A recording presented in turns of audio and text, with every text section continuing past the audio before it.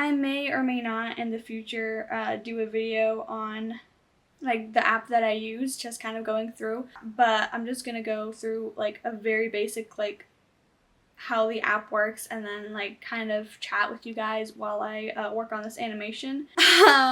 Let's just get right into it and go ahead and start animating. So we have our opening menu. This is what the app looks like when you first open it. As you can see, I have a bunch of folders here for all kinds of different things that I have. But I think I'm going to work on a different animation that I have, which is going to be here in random. So these are just like random little animations that I've made. This is going to be the one that we're working on. Yeah, so let's turn the sound on so you guys can hear. So I've already gotten started on the outline. Let's turn that off and then I'll show you guys the keyframes that I have so far. I wonder if they only have chocolate and vanilla. Maybe they'll have butterscotch or tapioca. Focus! I gotta get rid of the body. So those are the keyframes. And I'm working on the outline. And I'm gonna turn the sound off while we're working on that because it's annoying. Because when in Rough Animator, as you're working on different frames, if there's audio in that frame, it'll play the audio that takes up that frame, and it is quite annoying. So this is what I have so far with my outline. I wonder if they only have chocolate and vanilla. Maybe they'll have butterscotch or tapioca. So I'm currently working on that, and I think it was right here where I wasn't sure if I really liked how I did that, but I was gonna keep going and do this part and see if I liked how it looked like all together. When it comes to animating, it's a lot of like trial and error of just trying to see what actually looks nice together. So this is the keyframe where it's like all of the motion is going into it. So I'm gonna do some kind of build up frames. And I got my onion skin here.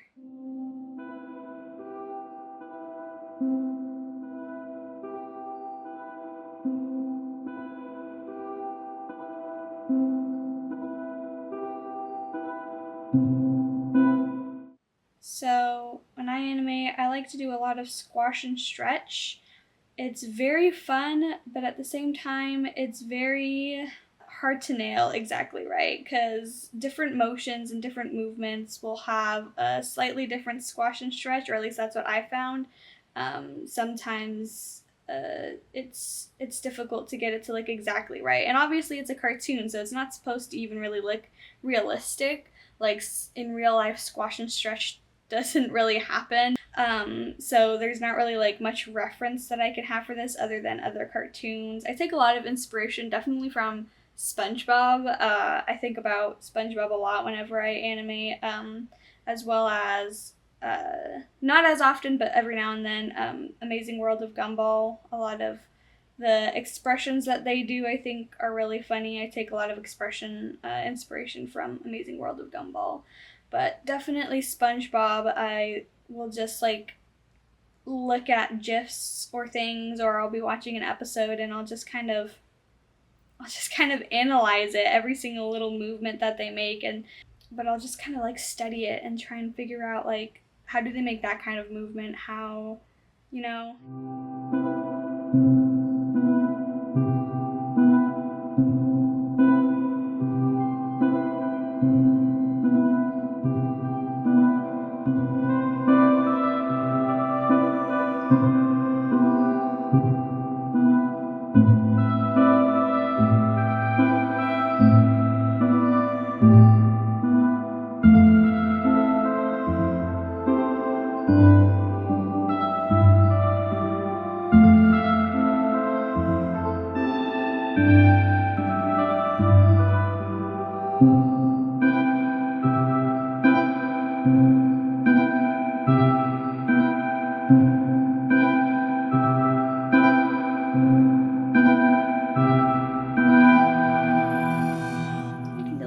let's see how it looks from the beginning. I always watch my videos from the I beginning. wonder if they only have chocolate and vanilla. Maybe got butterscotch or... I think I need something else between. I think I want to have another frame after this one that makes it like, because the problem that I'm seeing is that it looks like too much is happening right there. So right there where it's like, where this stretches and squashes, that feels like it shouldn't be there.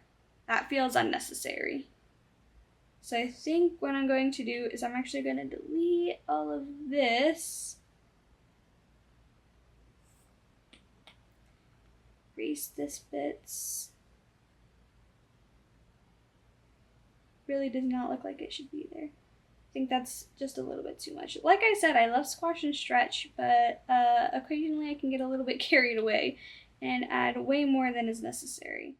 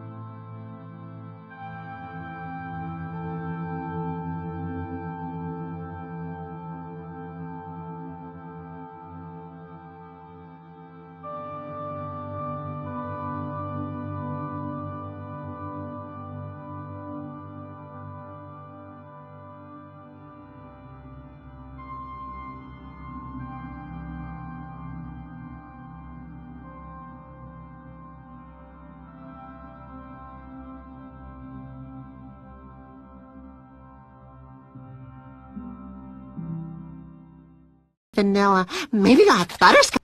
Did you see how much better Vanilla. that looks? Maybe got... Okay, so the only thing I think is this frame. I don't think there needs to be as much stretch there either. I really don't. And I'll make it like a little bit, like I'll make it between these two. Just so that it has like a little bit of stretch, but not as much as before. When I animate, I always like overanalyze. Like it's literally like, this is a fraction of a second, but I need to make sure that this fraction of a second really counts, because it really does. I mean, it really does matter. If one frame is off, the whole animation is gonna suffer because of it. And it's hard, it's frustrating to kind of figure that out, but I naturally am a puzzle solver.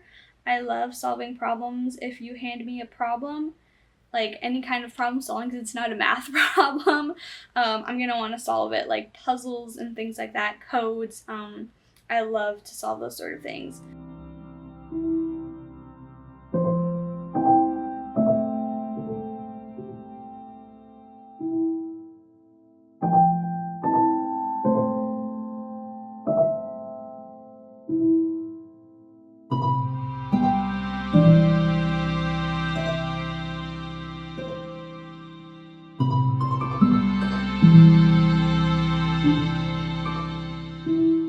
Let's see how this looks.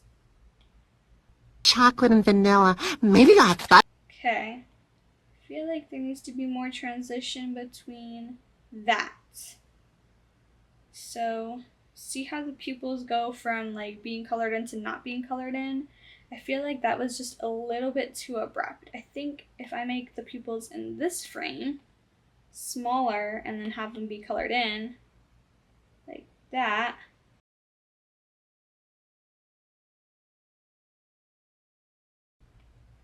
Have chocolate and vanilla. Maybe got butter. okay, that looked a little bit Have smoother. chocolate and vanilla. Maybe got butterscotch. But maybe a little too smooth. I don't think I actually like that. I think what I really want is for this to be more like between where the other pupils were and where the new ones are. I wonder if they only have chocolate and vanilla. Maybe got butterscotch. I wonder if they only have chocolate and vanilla. Maybe got butterscotch or... Okay, I think I actually like that. I think that's fine. You guys probably don't see that much difference. I am so sorry if this is not making any sense to you guys. I should probably be explaining my process a little bit more. but I feel like this isn't really the video for that. Maybe it is. I don't even know. But, so that's a squash and that's a stretch, which means that this one is supposed to look more like these.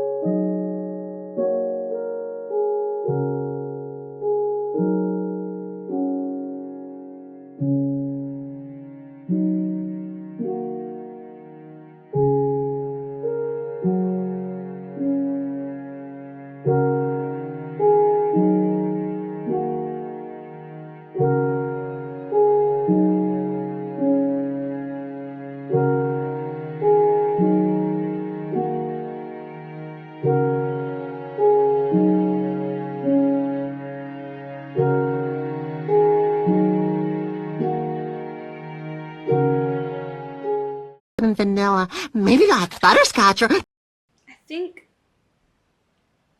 this needs more. I think I need another one that looks like this, but just a little bit more stretched, like just a little bit to kind of give it a little bit of hold to emphasize that like squishing and that kind of bounce of like this is a really strong movement. Taking it in a little bit more and then stretching it up a little bit more. And the best part about these frames too is that since they really are only showing for like a fraction of a second, it doesn't even need to look nice. Like, look at how ridiculous that looks. But when you put it all together with other stuff, it really does come together.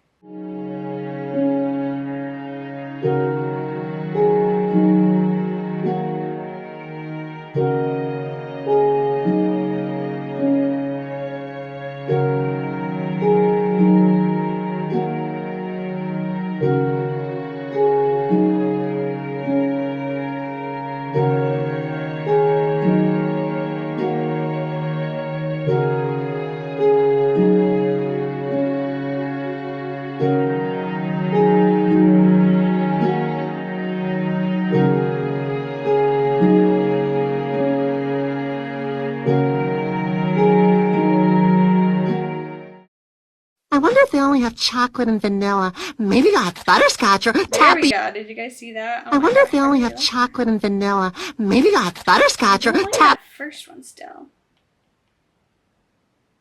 But I think the one that I had there was just, it was too much. Too much stretch.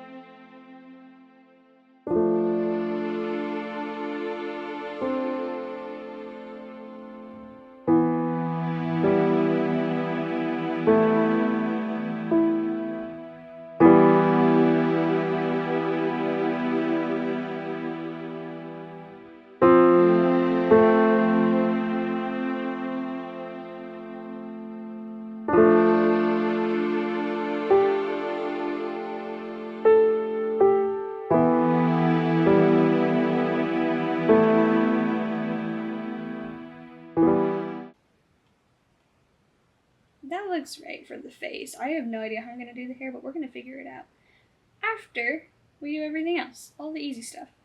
So I think I'm actually going to have one of the hands, like this hand, be like right here, kind of starting to take the place of this one, which means I'm going to need to delete some of this, and we're going to put it in right here.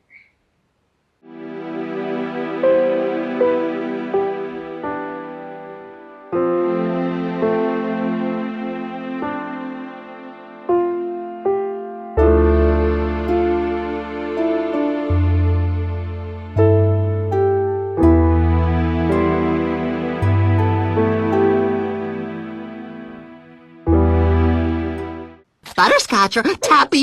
Butterscotch or tappy. I mean, it's very abrupt, but I think it will work. The only thing is that this is a lot of motion happening at once again.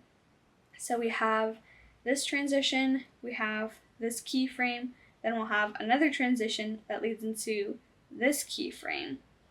But I'm thinking since this part is supposed to happen pretty quickly and then transition in like 1 or 2 frames into the next part, I can probably extend this little like gasp right here, extend it just by like this extra, extend it by 1 extra frame, and then we'll have a short transition that leads into this keyframe, and then we'll have 2.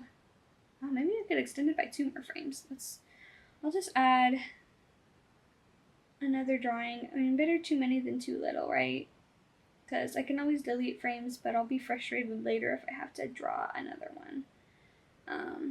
I'm very lazy when it comes to animating. I always try to take like a million shortcuts, and I even centered in the frame. I don't even know.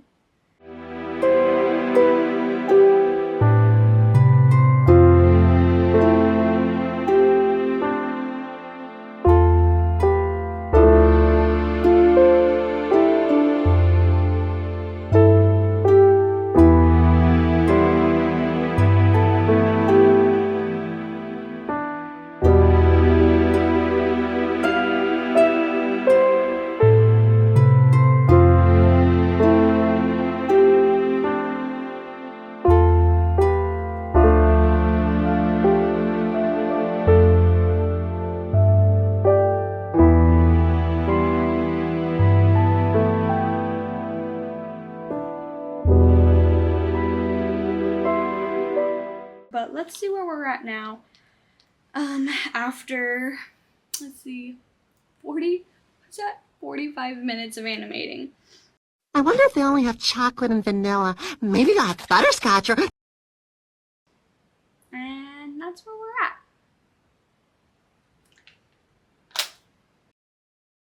So obviously what we can learn from this experience is that animating is no joke. It takes about 10 million years to do anything. It is a lot of work. It is not to be taken lightly, but it's also a lot of fun. So hopefully maybe this inspired you guys to want to animate or get into animating and to kind of see my process. I do want to make an how to animate series, probably a series of shorts that all of the tutorials are nice and short and sweet. I don't really want to make long tutorials.